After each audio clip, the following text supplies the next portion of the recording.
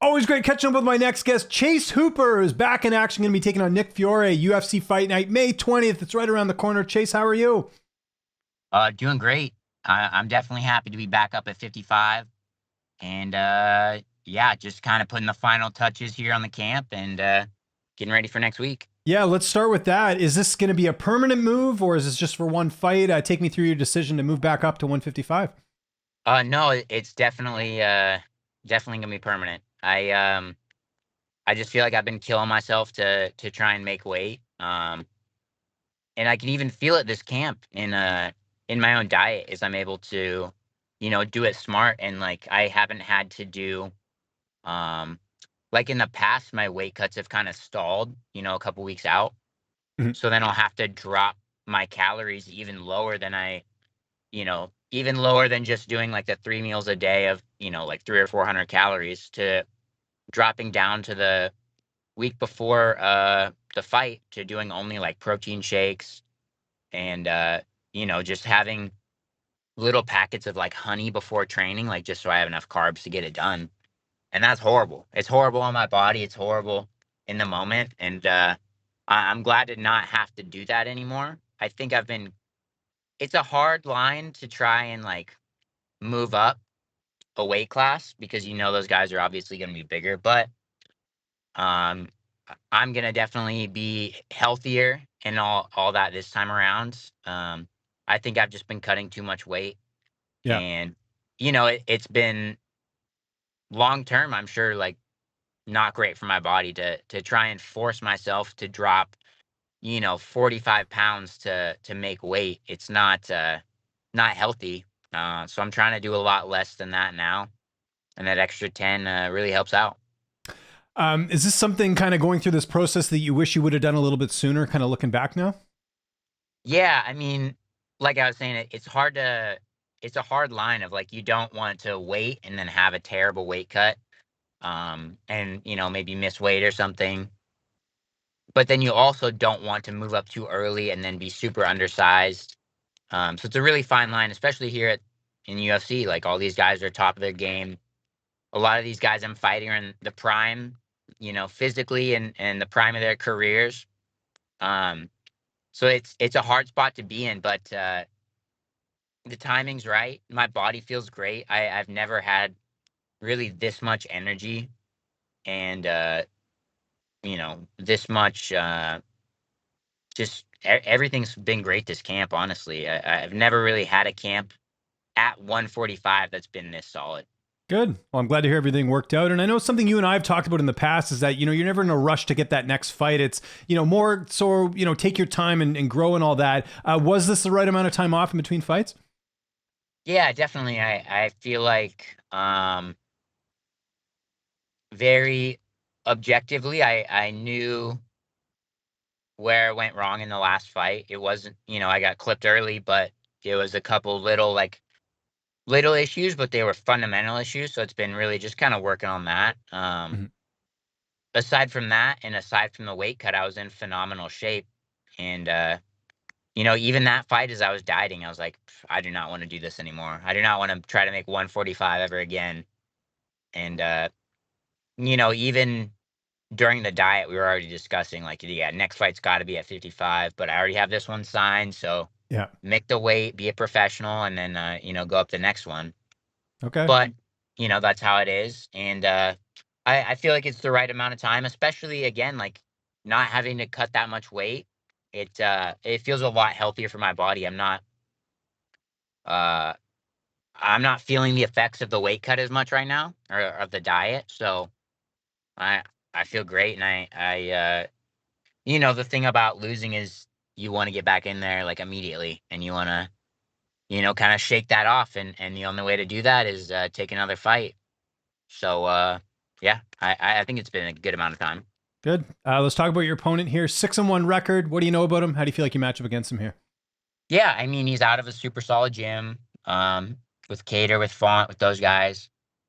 But a thing that I've always told people, when they're trying to be like, "Oh, I train with you," that type of thing is, or guys, again, being out of solid gyms, you're not necessarily the guy that you train with.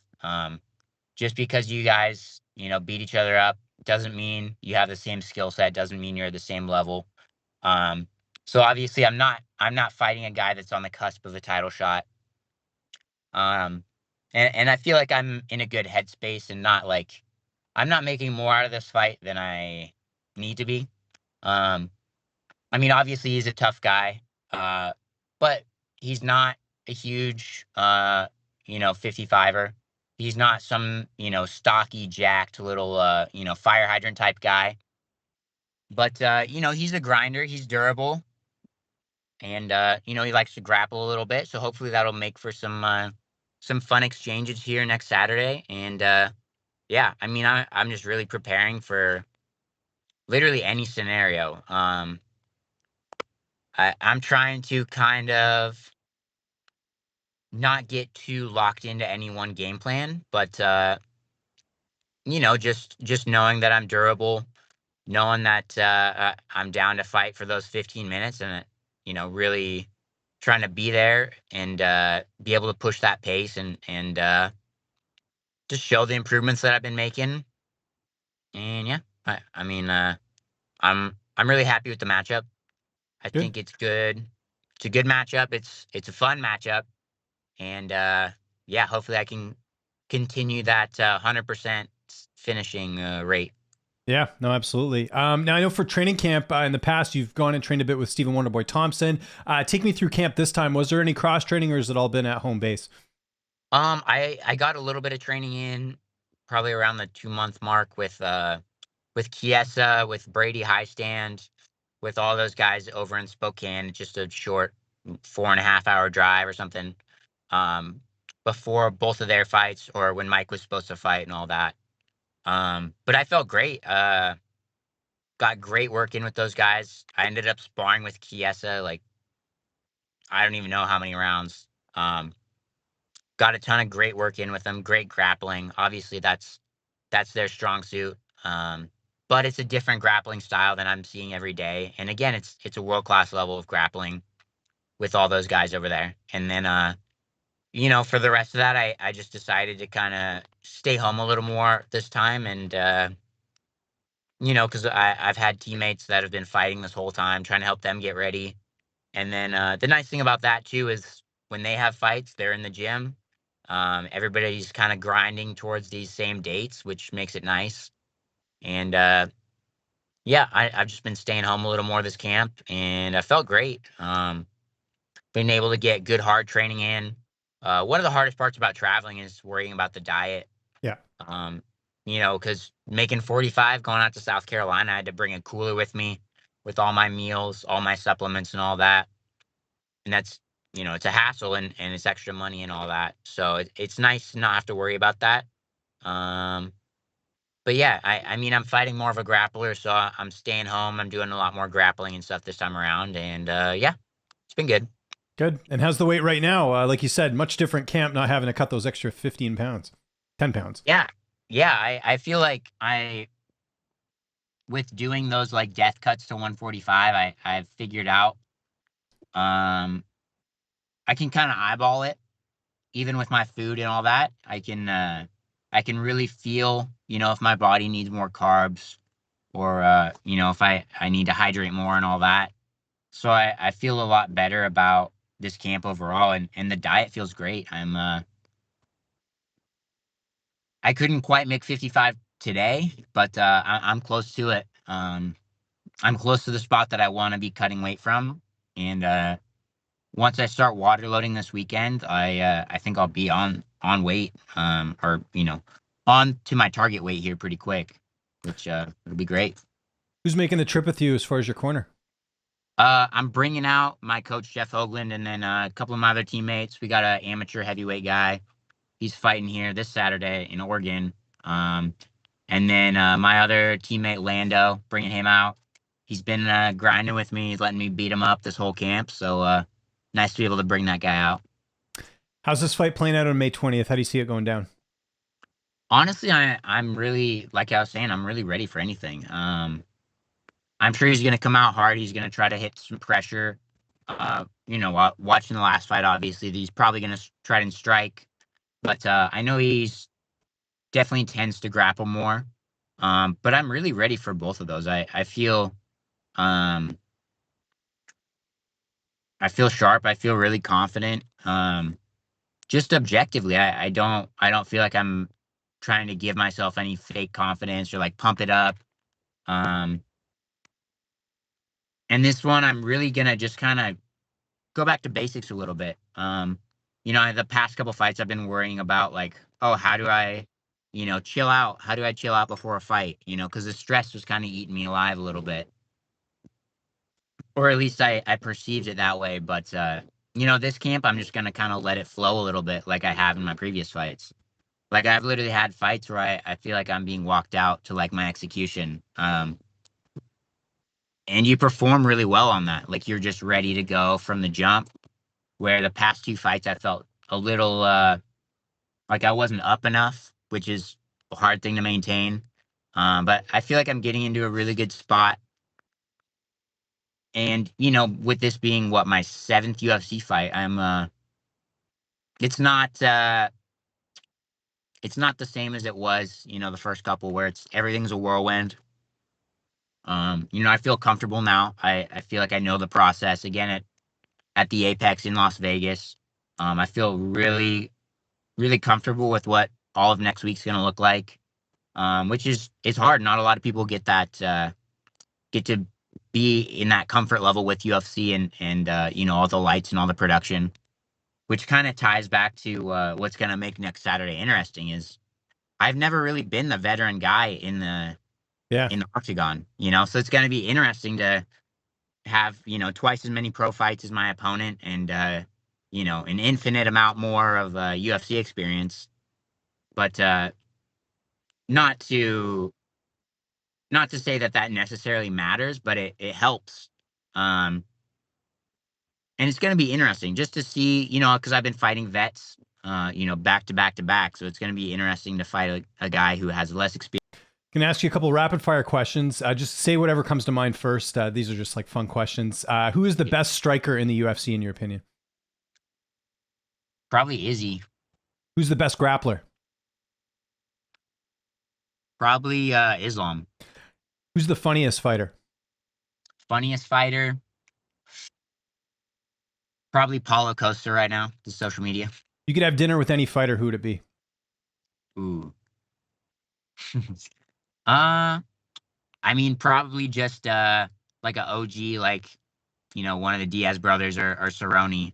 I just like those guys. Who would be in your side? Who would be on your side in a street fight? Ooh, I'd like to have Wonder Boy for sure.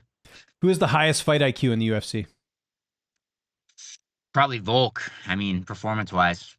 What's a dream fight you want to see happen? Ooh, I mean, we almost got to see it, but I want to see Islam and Dariush. We might be able to see that after the June fight here, but I'd love to see that fight.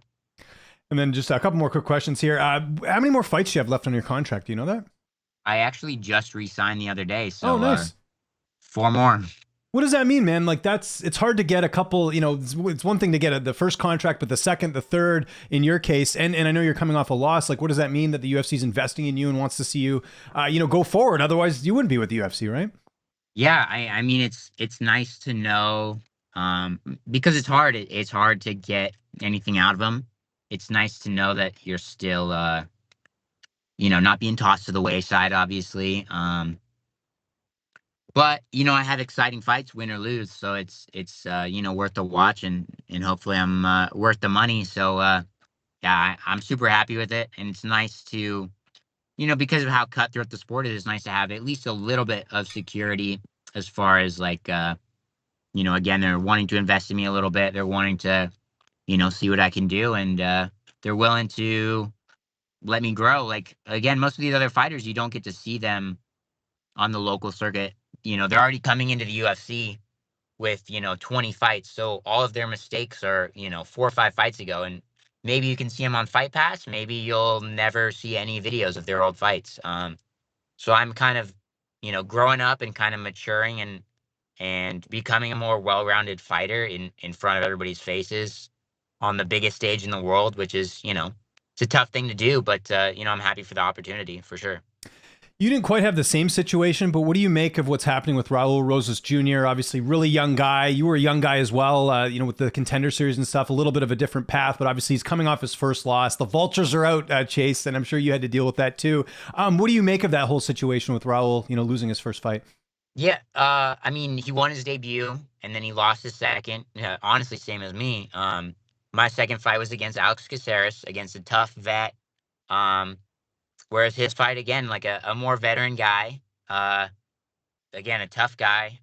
They gave him the push a little bit, but